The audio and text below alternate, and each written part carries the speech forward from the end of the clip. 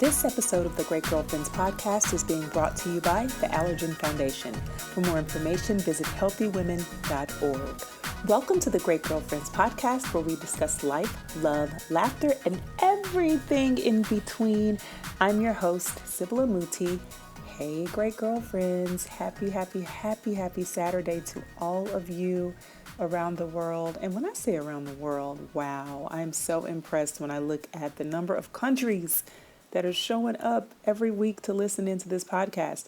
Listen, I one day hope to visit all of you when we come out of this quarantine and we are free again to see each other face to face. I hope we can get together and have a retreat in one of your amazing countries around the world. But anyway, welcome and happy Saturday. And I hope that this is a soothing self-care Saturday for you. I hope that you were enjoying some time to yourself, away from all the noise, away from all the activities and expectations, and giving yourself quality time and attention. I hope that you're being super affectionate with yourself. I hope you're being patient and kind. I hope you're laughing. I hope you're smiling. I hope you're hugging yourself tight and doing whatever you feel is necessary to reboot, because you know what, women, great girlfriends, ladies, homegirls, sisters, we need that. We really, truly need that. And we need to make sure we're cultivating those experiences more and more. Speaking of cultivating those experiences more and more, 2021 is the year that we show up for ourselves stronger, greater, more optimistic than ever before. This is the year that we abandon all the expectations that we had of 2020. We abandoned all the hopes that we had for 2020, and we leaned into our highest potential for 2021. You know, the biggest and best part about a new year is that you really do get to leave behind the things that did not serve you from the year before. And so we kicked off with the Ready, Set, Go challenge, and we are kicking into gear this year with self-love as our theme. And so you're going to hear me talking a lot about the self-care products that we're introducing this year. I'm so excited because our affirmation cards are out and about, to and fro, making waves in our Facebook community. And they look pretty doggone good. I am so impressed with the affirmation cards. I'm so impressed with people's use of the affirmations, how they're kicking off their weekends with their journal, their Love Thyself affirmation cards, their Love Thyself mug, their self-care essentials, all courtesy of the Great Girlfriends. So those products are coming to the market very soon. But if you want to buy yours ahead of time, because we've already sent out wholesale packages and we already sold out of our first run of our self-love affirmation cards. If you want to own these and utilize these as part of your wellness kit for 2021, you can send us a message at welcome@thegreatgirlfriends.com, and I promise you someone on our team will have them shipped out to you as soon as next week, because we have restocked on our self-love affirmation cards. I repeat, we have restocked, and so we're ready to get some in your hands. So speaking of self-love, speaking of connection with yourself and advocating for yourself and showing up for yourself, today's episode is being brought to you by our beautiful partners at Healthy Women and the Allergen Foundation. So jump right in and enjoy the show. Hey, great girlfriends, it's me again, and I am so excited, as always, to introduce another phenomenal woman who has a real story to share with us. And I want to thank our partners at Healthy Women for constantly bringing to the forefront women who are just so intentional about living their life and creating bridges for other women. And so this guest today has a really amazing story, and I want you as a listener to imagine yourself in her shoes, imagine your great girlfriend in her shoes. And so I want to welcome Tiffany Kinkead today. Hi, Tiffany. Hi. How are you? I'm doing well. How are you? So good. So good to get on with you and to be partnered to help bring your story to the forefront and help a lot of other women, hundreds of thousands of women who listen to this podcast, really navigate different aspects of their journey, right? Because that's what life is a full journey, and we're all on the same road together, or maybe we're on side roads together. Not quite sure yet, but but we do know we're doing it together. That's safe to say. So I wanted to share a little bit of your bio, if that's okay with you. Yes. Okay. Awesome. So Tiffany Kinkead is a 36-year-old mother and wife from Atlanta, Georgia. She worked as a pediatric nurse for 10 years before transitioning into her current role as a stay-at-home mom to her girls ages 6 and 3.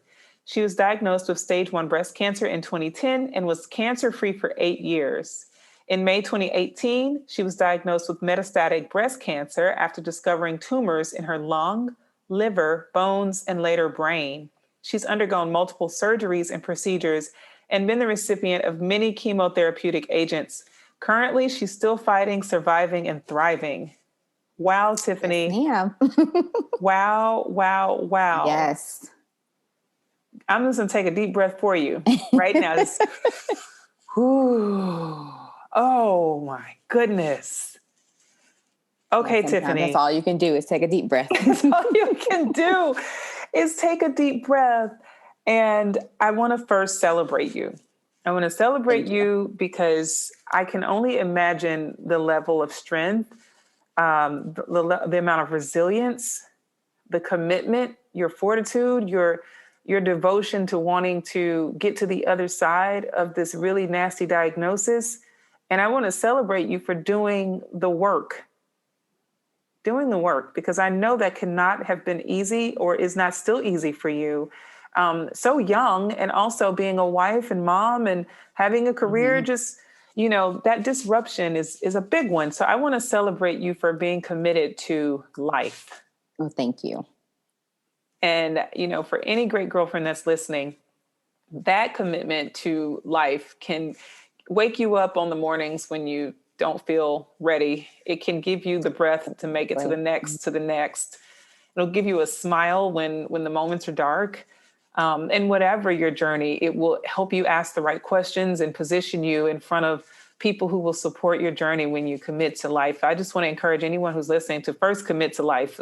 Tiffany, when I read your bio, and I also had learned about your experience through Healthy Women, I felt just in awe, because I understand what it's like to be a mom and a woman and a woman and a wife, and just to have expectations. I want to know, when you got the call and when you got the diagnosis, what that was like for you.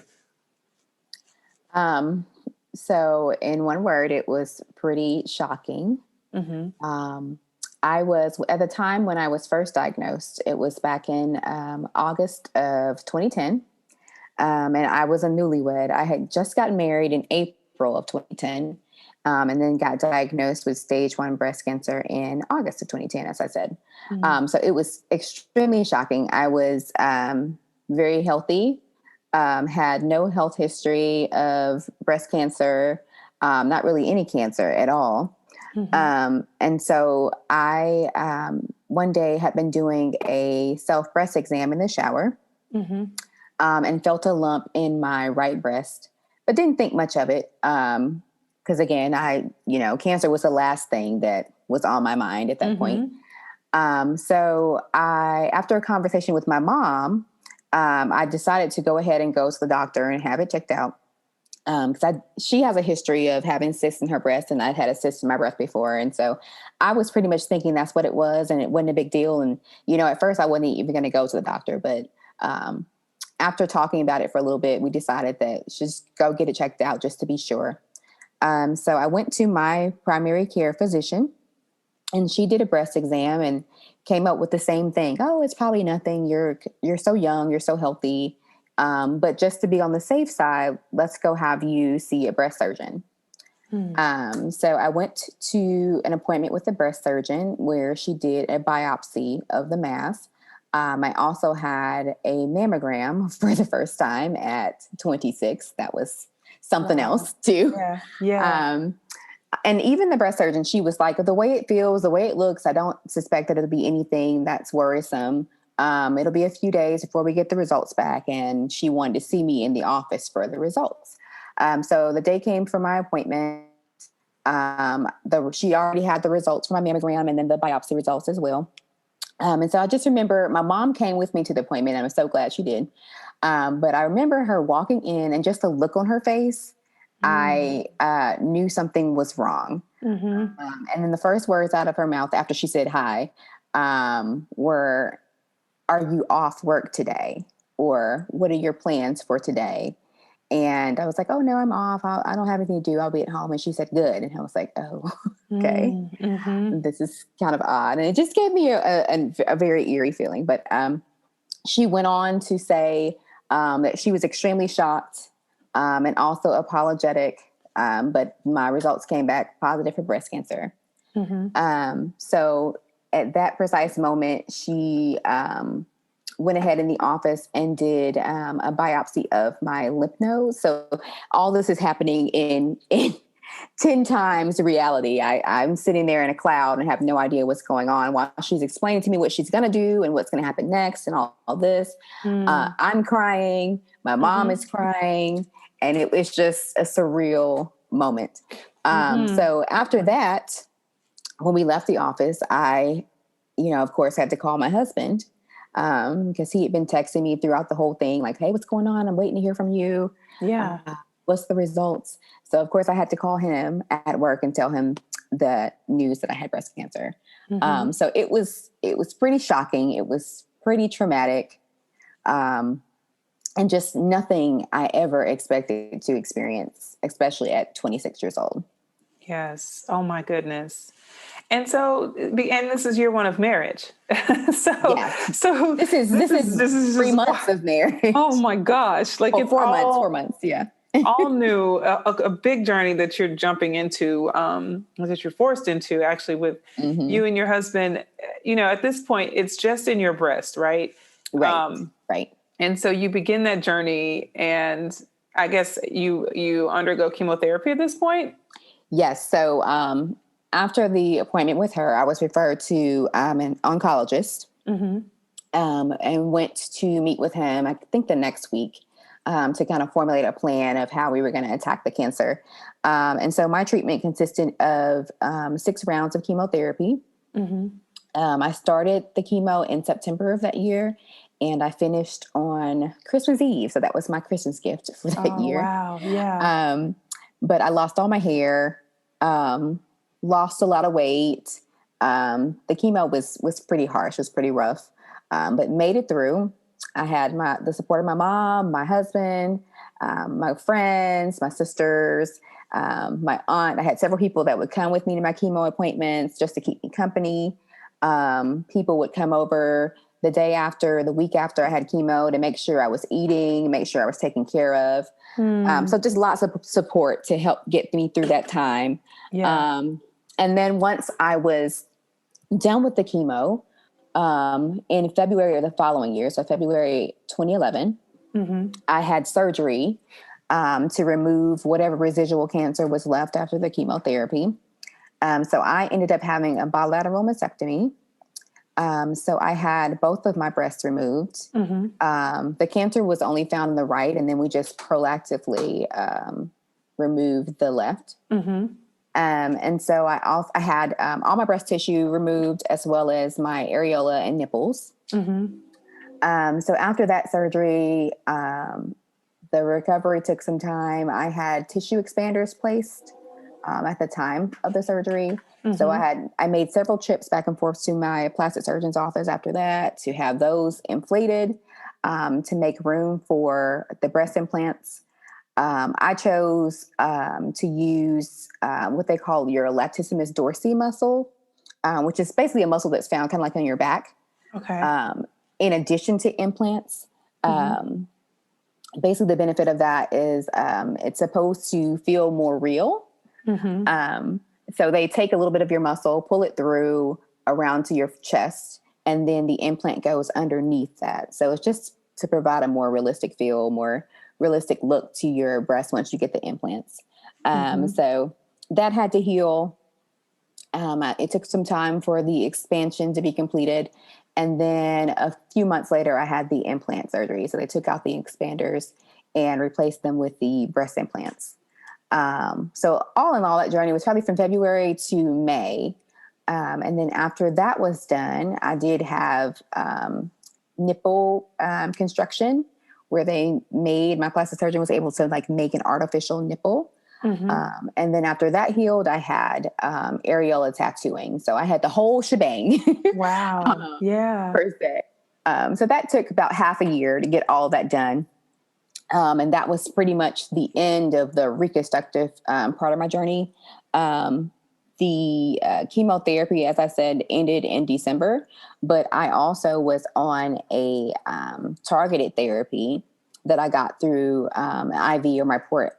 And that lasted for a year. So I finished everything in November of 2011, had my port removed and was completely done, was deemed cancer-free, and, went about trying to pick up the pieces of my life and move on and just take that situation for, what it was, basically a learning experience, a period of growth for me, and just an eye-opening time in my life. So I went back to work and got back on my journey to being a healthy me again. So. Wow. Wow, wow, wow. And then I'm learning that it traveled. Yes. So yeah. As the So world turns, right? Yeah. yeah. So there was quite some time in between. So as I said, I was done with everything at the end of 2011. I went back to work. In that time frame, I was also on a hormonal therapy to kind of suppress my hormones because my cancer is estrogen and progesterone positive. So it was driven by my female hormones. So while I was on that medication, you're not allowed to get pregnant. And so that was something that my oncologist and I had several discussions about before I started chemotherapy. Because like I said, I was young, I was a newlywed. And one of the things I wanted to do in life was to be a mother. So he told me up front that the chemotherapy that I was on did have the possibility of causing some sort of infertility. But when that time came, he and I could have the conversation about whether or not it was safe for me to try to have kids, or if I should pursue other options. So late 2013, at one of my checkup appointments, I brought it up to him just to see what he would say and what his thoughts were on the matter. And he said, you've been great these past 3 years. You're healthy. Your labs look great. Your, images look great. So, you have my blessing to go and, pursue that journey, and we'll see what happens. So I ended up getting pregnant the following year and had a healthy baby girl in October of 2014. Awesome. After she was born, I got back on my medication because the full term, to complete it, the timeline is about it. Some research would say 5 years and some says 10. So we were shooting somewhere in between. If I could make it to 10, we were going to do that. So I got back on the medication. And then in, late 2016, I had the same conversation. I wanted to try to have another baby, see how it would go. So the next year in 2017, in December, I gave birth to another baby girl, completely healthy. And immediately got back on my medication. I mean, like the day after she was born, I was back taking my pills. Everything was fine until spring of that following year, 2018. So I don't know if any of you guys live in Atlanta, but we have the most horrible allergy season. Oh, wow. And it starts early in the year. I mean, like it depends on the year, but sometimes the end of February, beginning of March, our allergy season cranks up. So that particular year, my daughter, who was the oldest, was 3 at that time, was in school. And like most 3-year-olds, was bringing home every germ she could possibly find. Yeah. Right. So she had gotten the entire house sick, including the newborn. And so we had all been kind of sick off and on throughout that late winter, early spring. And so I guess it was around March where I noticed I had developed this cough that I couldn't quite get rid of. And it wasn't quite abnormal for me because I do have horrible allergies. I have asthma. I usually get sinus infections that time of year. So it was a number of things that I was attributing it to. But when I noticed it wasn't going away, I made an appointment with my doctor. And at this point, I had a new doctor because I had moved. So not the original one from my first story or first bout with cancer. Yeah. And so I went to see the doctor, and he wasn't at all alarmed. He's like, oh, yeah, it's probably just allergies or your asthma or something like that. So gave me a different inhaler than my normal one, gave me some steroids, some antibiotics, just a bunch of things, just to see if we could knock it out. After a couple weeks or so, I noticed I wasn't really getting any better.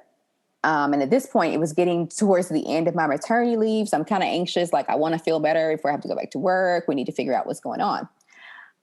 So I went back, made another appointment with him. And at this point, me just kind of being a nurse, I knew something else was going on. Mm-hmm. This was not my normal, like usually you give me these remedies and I'm over it. I get better and move on. But I wasn't getting any better. And so I knew something was going on, but I did not suspect that it was cancer. Mm-hmm. I had been completely healthy for so many years. And so I had, no, in my mind, it was like, oh no, I don't know what it is, but it's not that. Yeah. So when I went back for my next appointment, I asked him if I could have a chest x-ray. I figured if it's, a cough that's getting worse, it's probably worth looking at. And he just flat out refused to order an x-ray. He basically told me I need to continue doing the things that he'd already prescribed. And he did give me a steroid injection that time versus the oral steroids, but that was the only thing he did different. So I left that day feeling kind of defeated because I knew that something was wrong. Yeah. But I went home, and after a few days of the cough getting worse and worse, I decided, you know what, I'm going to find another way to get what I want. Mm-hmm. So I made an appointment with my allergist. Because at this point I knew it wasn't allergies, but whatever, I'm going to go that rule route. it out. Yeah. For sure. To see if I could, get an x-ray that way. So I made an appointment with him. And I just was upfront with him. I said, hey, I really don't think this is related to my allergies. I've done all the things I usually do for my allergies and it's not having any effect on it. I really want a chest x-ray. And so he said, well, let me try a few things that, the other doctor didn't do. If those don't work, then I will definitely order the x-ray for you. So needless to say, the interventions he tried didn't work. Mm-hmm. And then he ordered the chest x-ray. So that same day I got it, I walked across the street to the hospital, got the chest x-ray. And then I received a phone call the very next day that said, hey, we need you to come back to the office. Or actually, we needed you to come to the pulmonologist's office. They made me an appointment with the pulmonologist. And they said that basically my chest x-ray showed that my entire right lung was completely full of fluid. And that was the reason why I was coughing. And they wanted to set me up with the pulmonologist so that he could figure out what we were going to do to address the issue. So I went and met with the pulmonologist that week.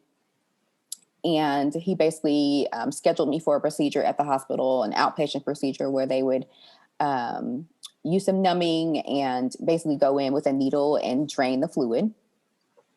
Had that done. And then he also said, given my history with breast cancer, he wanted to order a few scans to see if there was anything else going on inside. So had a PET scan done and then went back to his office the following week for the results. This time I went to the office again with my mom, who is my rock. Went to the office with my mom, and this time had my, how old was she at that point? 5-month-old, or almost 5-month-old baby with me. Mm-hmm. And so he walks in and, it's making small talk and it's like, okay, well, how are you feeling? And I was telling him, I felt great right after they drained the fluid. And now I feel horrible again. Like I'm coughing again. I feel like it's difficult to breathe. I'm having pain. And he said, I'm sorry to hear that you're having those symptoms, but I do know why you're having them. And I said, oh, okay, well, what's going on?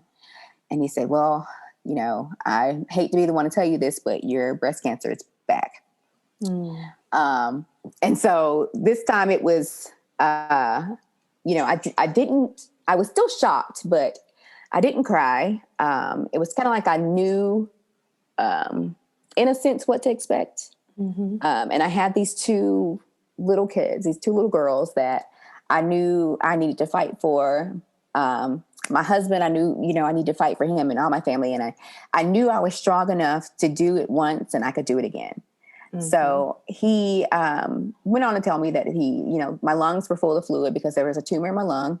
And then on the PET scan, they found that there were tumors in my ribs, my spine, my left hip, and my liver. So he asked me who my oncologist was, and he said that, because I think it was the Friday afternoon when I had the appointment with him.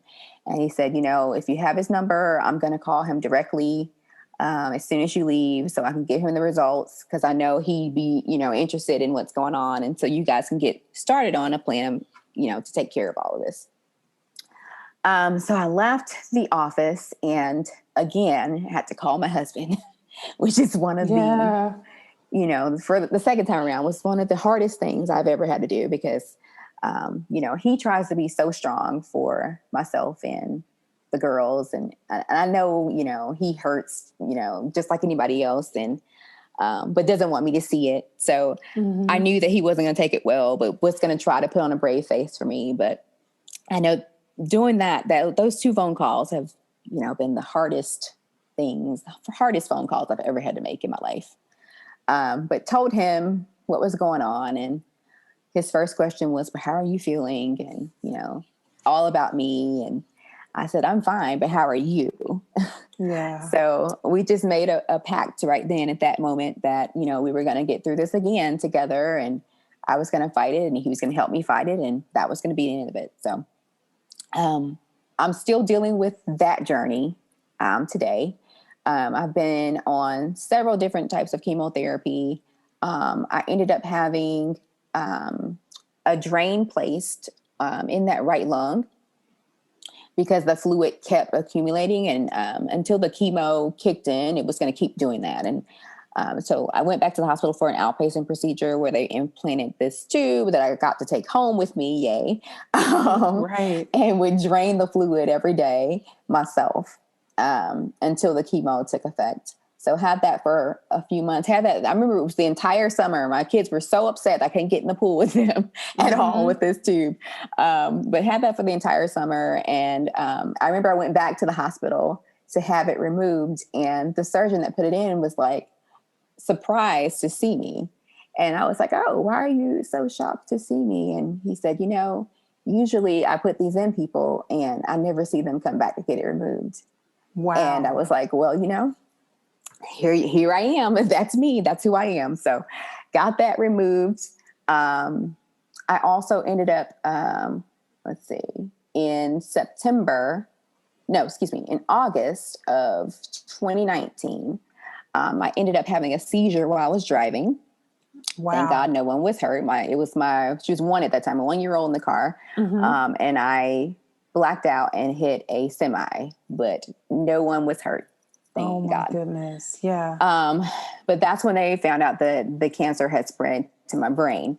So the chemotherapy that I was on was doing great at controlling the cancer in my body. At that point, I had no signs of cancer in my lungs, no signs of cancer in my liver. And then the spots that were in my bones were pretty much non-active. You can always pretty much see, like if you look at an x-ray, like where cancer was in your bones because it hollows them out, but the cancer itself wasn't active. So what they call no evidence of like active disease or new disease.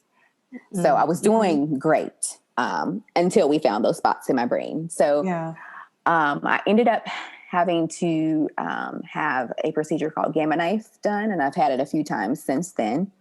And basically it's high intensity radiation where they use a halo. They basically put like a metal frame on your head and secure it to a table so you can't move your head at all because it has to be that precise.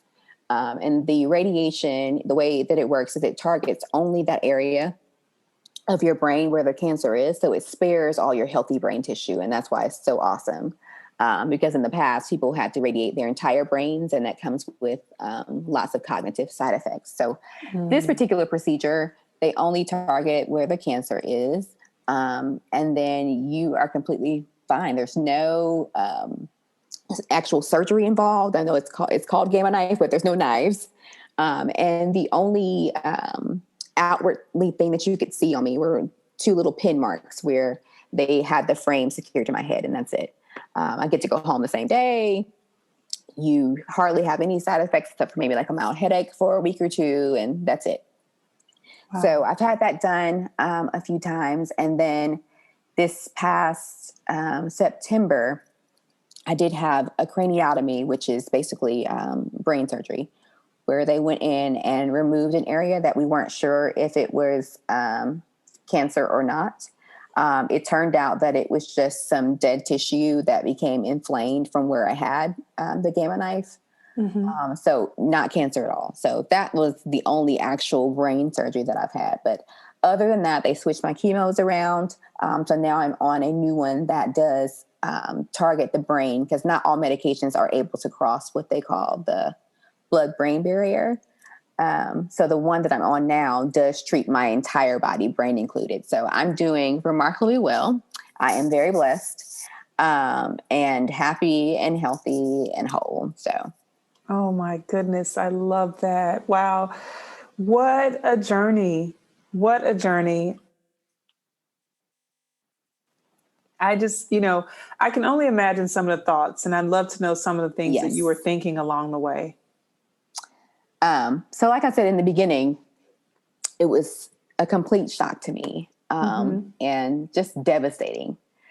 Just being that young and having my whole life ahead of me. It was initially hard to deal with.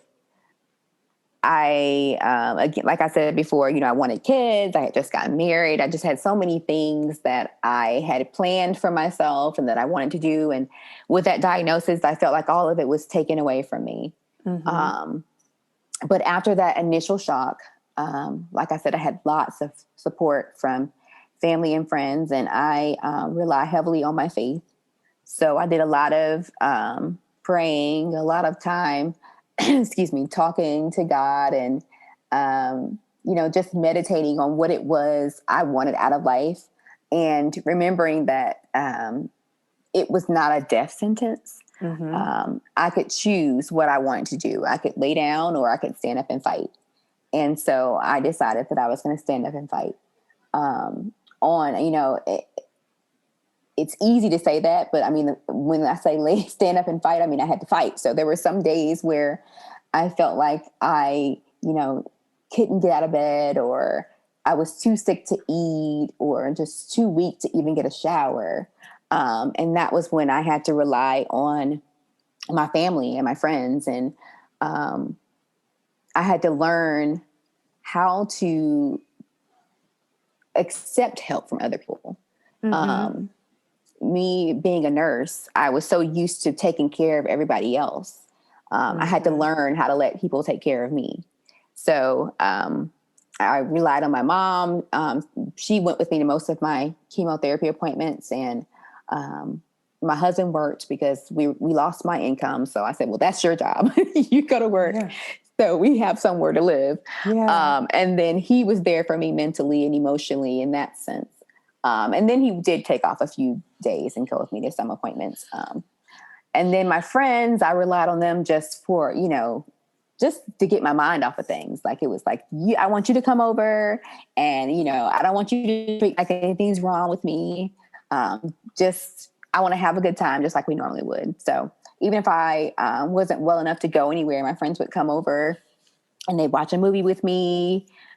We catch up on our gossip, just typical things that girlfriends do. And on the days that I was feeling well, they would, take me out to lunch, or, we'd go shopping, little things like that. And those were like the moments that I appreciated, when people took the time to make sure that I was okay, not just physically, but mentally, and took time out of their day to spend time with me. So I definitely wouldn't have gotten through it without the support of my family and friends and my faith. This last time, it was, like I said, I wasn't as shocked, but at the same time was, if that makes sense. I had been down the road before, but just wasn't expecting for it to happen again. And then I had a whole different set of life circumstances. I had kids this time. So, that was my main focus when I was told that the cancer had returned was, I have got to fight this because I have to be here for my kids. And so I have days, like I said, I've been doing well. I'm pretty healthy now, but, especially like when They found the cancer in my brain. It was like, why? I've been through so much already. Like, why do I have to keep going through this? Like, what is the purpose? What are you trying to tell me, God? So Right. I have days where I sit and I get upset and I cry and I let it all out, and then I keep going. So I tell my husband all the time, he'll walk in the room and I'm crying and he's like, what's wrong? Are you okay? I'm like, I'm fine. I'm alive. I'm healthy. I am releasing my stress right now, and then I'm gonna be good to go. So Yeah. I just have to take time every now and then for me, and to do what I have to do to make sure that I'm in a good place mentally as well as physically. So I still rely on my family a lot, especially right now with everything that's going on with COVID. My mom basically moved in with us, and she keeps my kids when I have doctor's appointments or procedures and that sort of thing. She decided in the beginning of this pandemic that she was going to stay here so that she wasn't going back and forth and putting myself at risk. And so she's been here since March. And so I'm very blessed to have her here helping out on the days where I'm tired or just not feeling my best. My husband's been working at home with all of this as well. So he's been very helpful and hands-on with the kids.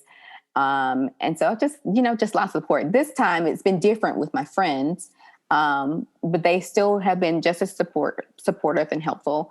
I'm trying to keep people away physically, but we chat all the time on the phone. We have girls' nights on Zoom and, do that sort of thing. So everyone's still checking in and making sure that, I'm in a good place and just doing well. So. Oh my goodness. And how powerful has it been for you to share your story? It is remarkably empowering for me. Like I said, I sometimes would ask God why. And the answer I always got back was, why not?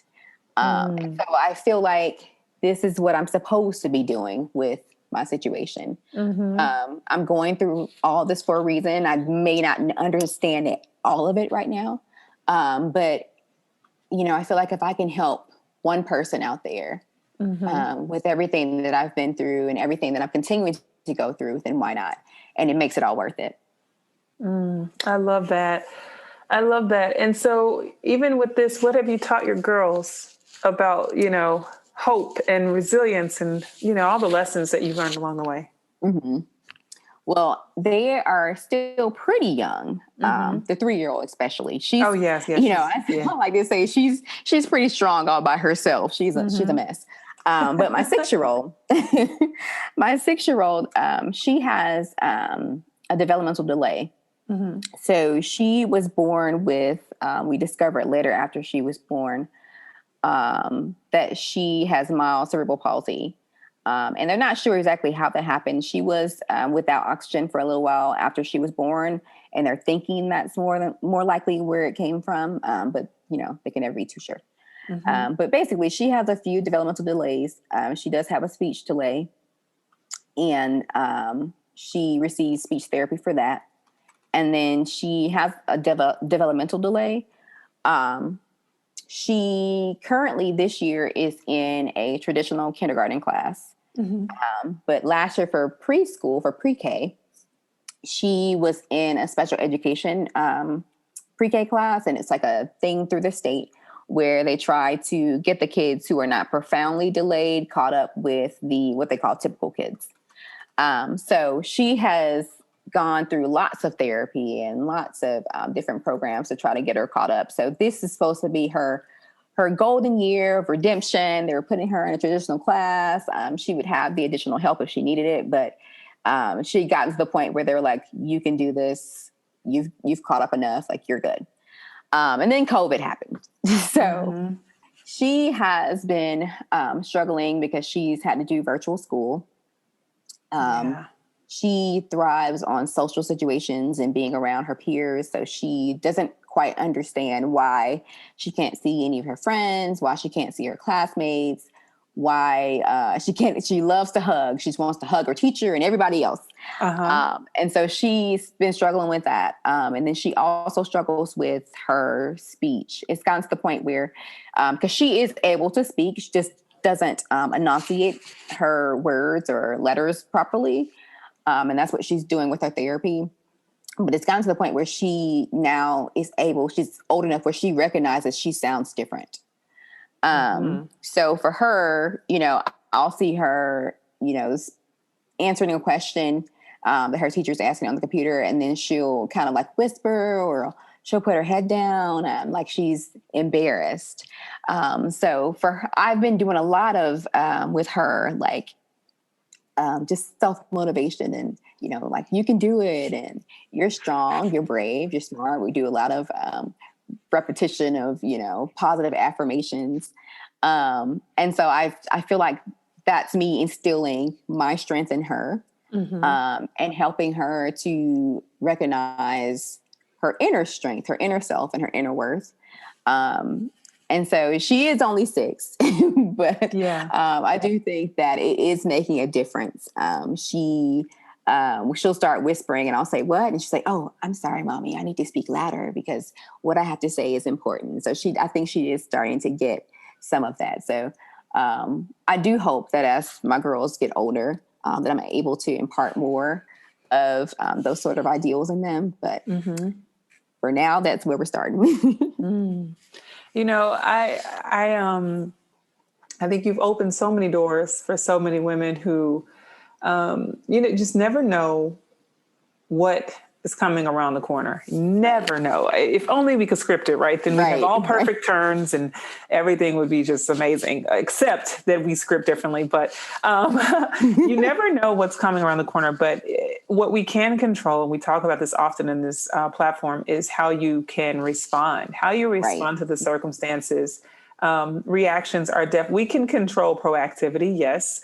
Reactivity, we can certainly control. And I want to just, again, I go back to this, the fight that you're fighting for, you realize that you were part of something bigger than you. And even as you advocated with the doctor that didn't agree and said, well, you know what, I'll give you the x-ray, or wouldn't give you the x-ray, and then you found a workaround. We've got to learn that even if we're 10,000% wrong, trust your instinct as far as you take it. Yes, because look at that. Look at the difference that it made for you.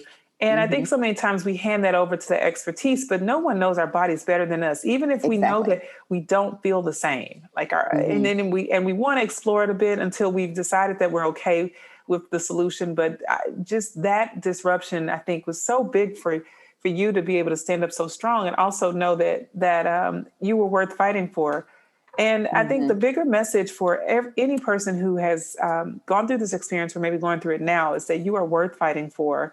And the fight definitely may not be the easiest thing you've ever been through. It'll probably be the hardest, but it's the most worth it, because for you to be sitting here with me today, sharing all of this as past tense, only shows the overcomer that you are. It only shows that you see the value in fighting and advocating and believing for yourself. And that is a testimony, I think, that every woman deserves to know, is that we're worth it. We are so worth it. We're worth it. It's worth it to see it to the other side. It doesn't matter what you're experiencing. Maybe it's not cancer, maybe it's something else, but fight to the other side and keep going until you get to the other side of the other side, as far as you can go, as far away, because there's levels, right? You can find, there's levels to all of it, but the goal is to keep fighting until you see yourself to a place where you feel that peace and you can sustain it. So, I think you've taken us so high today, and I really do appreciate the vulnerability that you shared. I really, really, truly hope you know that we don't take it for granted as great girlfriends. And my expectation is that the great girlfriends, the listeners, will also be reminded to play the role of the great girlfriend, like you said with your friends, just to provide the presence, provide the safe space, provide the connection, provide the I love you text, just the tender connection that makes a world of difference, because you never know which one of those. It's the little things that mean so much. Yeah, those things, are the things that resuscitate people when they feel really empty. And so Gosh, this was good. Thank you so much, Tiffany, for all Thank that you you for shared. having me. Yes, yes, yes. And even your journey with your children, my prayer is that you continue to have all the support you need to really navigate your motherhood journey and just give your daughter everything that she needs to be equipped to be strong, and to make it through all of the, different things that have come her way. So I'm just praying that for you as well. And Thank you. also, it doesn't hurt to have an incredible husband and mama who Yes, who've been yes. by your side. I am pretty spoiled. Yeah, like that's what a gift. What a gift to not be alone. They say the divorce Yes. rate is high when people go through cancer, and Hmm. not a lot of non-marriages are not built for the thin of things. They're built for the good days. So Those vows are real. They those are real. vows are real. That man is committed to loving you through and through. So Yes. yeah, and you're 10 years in or 11. How far are you into? Shoot. I'm like, what year is it now? It will be 11. 11 years. So yes, Yes. kudos to hubby, for really being the man that he committed to be. Yes. That's just even He's a a powerful love special story. guy. Yeah, that's a beautiful love story. Well, where can our great girlfriends connect with you, Tiffany? You can find me on Instagram at Tiffy626. It's TIFFE 626. Awesome, awesome, awesome. Great girlfriends, did you enjoy this week's episode of the podcast? If so, would you please give us your amazing review on iTunes?